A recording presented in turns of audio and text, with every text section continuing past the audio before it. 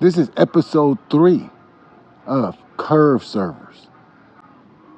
We got to finish where we left off at episode 2 when the D-Boys learned a severe lesson about moving around in communities with no awareness.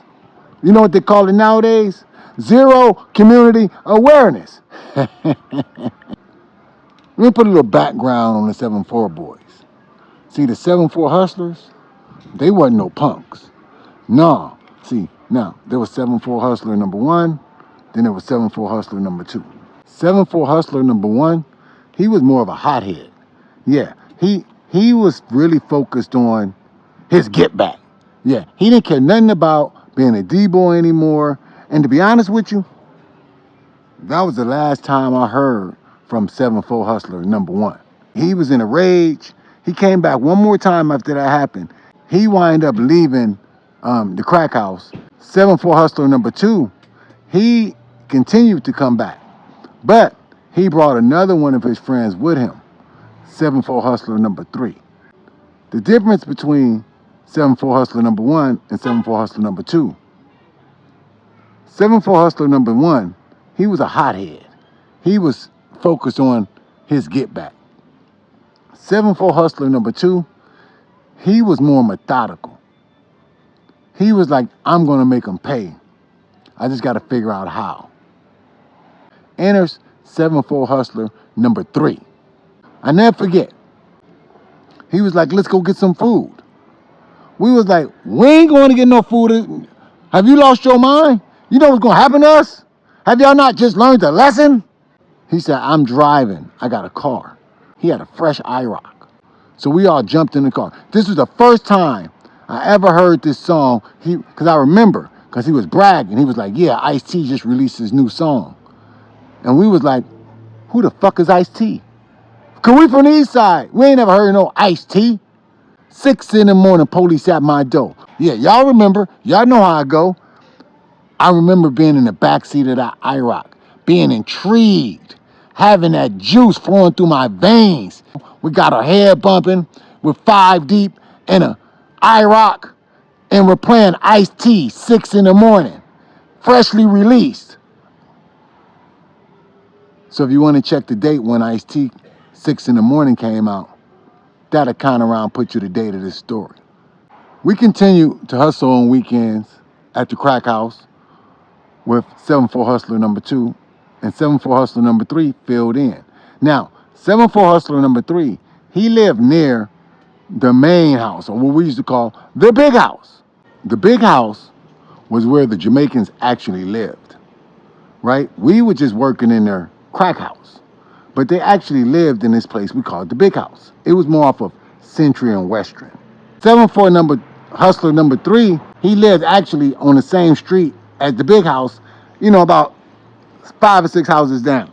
One morning we look up, and by the window we can see the police outside with their flashlights like 6 in the morning. Just like the song, 6 in the morning, police at my door. This is the first time I've ever been scared being inside of the crack house. I never forget, we was already up because a cell had came maybe like 45 minutes before that. Wino was like, hey, somebody's outside. I think it's the police. So of course, our spotter alarms are tingling. We all creeping, trying to look out the window without moving the curtain. You know how that go? We noticed the police out there with flashlights, but we don't make a move. At some point, the police leave. We're a little intimidated because we know the law is sniffing around the crack house. We make it back home. We talking about this among certain people in the community we trust. We telling them our experiences. They're telling us, hey, be careful. You guys are about to get raided. It was this song out that we used to love. The Bataram. You can't stop it, baby. The Bataram. See, the Bataram was a tank. And the LAPD would take a tank and they'd just roll it up on your lawn and roll right into your living room. We're starting to get a little nervous. But we ain't scared. We just a little nervous. But we still catching that 117 every Friday back to 5th and Century. At some point, the police did hit the spot. And when they hit the spot that day, I must give credit to Lil Danny. See, Danny Boy, he was very slick at hiding shit. And he found the cold stash spot where to hide the drugs at. So when the police came that day, and they didn't come like with the Bataram, but I ain't gonna lie, they had our attention now. So now we're telling the Jamaicans, hey, we're actually scared. We think the police is gonna come arrest us any minute working inside your crack house. What you want us to do? Because the police wind up letting us go. They was questioning us on suspicions of, people around there selling drugs. Of course, we played it off like we're just some little kids. The Jamaicans was worried about us. They knew they had some down little workers, but they didn't want to take a chance of us getting arrested. They don't know if we're going to squeal, if we're going to tell it all. We're some youngsters. The Jamaicans do is they say, check this out. You're going to come here and you're going to start working in the big house. Yeah, see, we made it to the big time.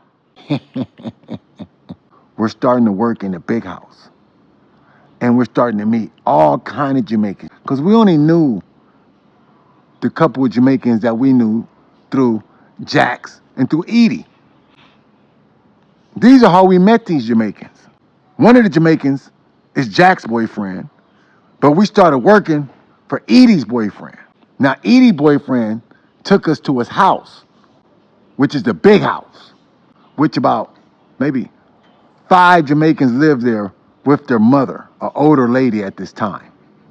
They used to always say, Roz Clyde, Bumper Clyde, Roz Clyde. We'd be like, what the fuck does that mean? This was a different environment. This was an environment that we wasn't used to. See, we was from the east side and from the gutters, so we was used to poverty. We wasn't used to being around a lot of foreign gangsters. We see guns on New Year's Eve. Maybe if somebody's getting into a serious fight with somebody else, you may see a gun. Not in the big house. All these Jamaicans was carrying guns. It was normal to see one of these guys walk in, take their gun, and just slap it on the table. The big house was the first time that we hit the big stage. Real killers coming through there. Not like we used to on the block, some little kids that's playing tough. Now, don't get me wrong, there's some older kids that we grew up on the block that's some real dudes. And their characters will be introduced at a later time. Working in the big house, meeting foreign Jamaicans. Most of them don't even speak English because they were always talking with a very aggressive tone.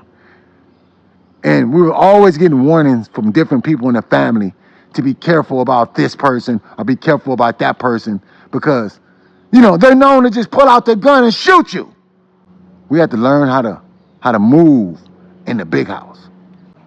In the big house, this is the first time I was introduced to true fashion. The older Jamaicans that lived in the house, they kind of took a liking to us. They thought we had heart, right? They thought we had gusto. His name was Backman. And Backman was always carrying a pistol, but he had big money. And Backman thought, why are you guys sitting around here looking like bums? I do not understand. You work in here with us every weekend and you're looking like this. No one else in this house dresses like this. So Backman made it his important to him to make sure we was fly. See, this is the first time somebody ever made it important, at least made it knowledgeable to me how important it was to be fly. When you're part of this game, you can't be walking around looking like a dirty D-boy. This was the lesson that Backman was handing out.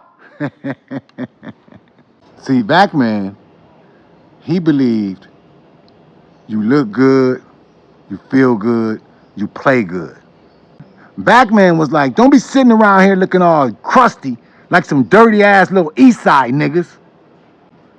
So Backman took us shopping. He bought us brand new gear. Yeah, when we stepped back to the block, it was obvious now. Wasn't no more hiding. Wasn't no more secrets. Everybody knew. These boys is fresh. These boys are Dougie. These boys are some D-boys. See, now stepping back on the block, everything was changing. Because people were looking at us like, man, where did you guys get this clothes? And who picked out this shit? Because we know you niggas ain't never heard of these name brands. What type of shoes are these you wearing? And to be honest with you, to this day, I don't remember the name of those name brands. I just remember we was looking good and a lot of people was peeping us out. This is the end of episode 3. Get ready. I'll be dropping episode 4 soon. And like I always say, get your popcorn ready.